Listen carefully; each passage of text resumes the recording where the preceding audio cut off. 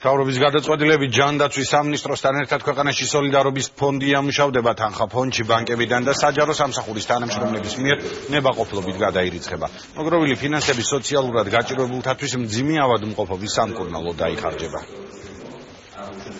ფონდი პირველ etapზე ორიენტირებული იქნება მოქალაქეთა ისეთი საჭიროების დაკმაყოფილებაზე, რომელთა სრულიად დაკმაყოფილება დღეისათვის ჩვენს ბიუჯეტს და სახელმწიფო ბიუჯეტის პირობებში არის შეუძლებელი, მაგალითად ძვირადღირებული მკურნალობის ფული დაფინანსება მძიმე დაავადებული პაციენტებისათვის, მაგრამ მათ შორის საზღვარგარეთ მკურნალობისათვის.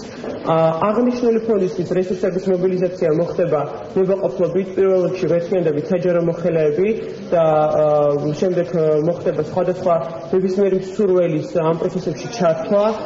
ძალიან დიდი მადლობა მინდა გადაუხადო ყველა ბიზნეს სუბიექტს, რომელთანაც ჩვენ უკვე მოლაპარაკებები ვაწარმოებთ და განსაკუთრებით ბანკებს, რომლებიც აქტიურად აპირებენ ჩართვას ამ პროცესებში. საქართველოს სოლიდარობის ფონდის პროექტი საინტერესოა იმ კუთხით, რომ თუ კონკრეტულ ქვეყნებში კონკრეტულ პროდუქტებზე, თქვა ცალკეულ პროდუქტებზე ხდება მიკროდონაციების, ანუ მიკროფილანთროპიის დაკავშირება, საქართველოს სოლიდარობის ფონდის ფორმატი, რომელიც განიხილება კონცეფციის დონეს და რომელიც არის შეთანხმებული შესაბამის უწყებებთან, იქნება ინტეგრირებული პლატფორმა. ის გამოიყენებს როგორც საჯარო მოხელეების მიერ ნებაყოფლობით დონაციას, ასევე საბანკო პროდუქტებიდან, ასევე ნებაყოფლობით მიკრო კონტრიბუციებს.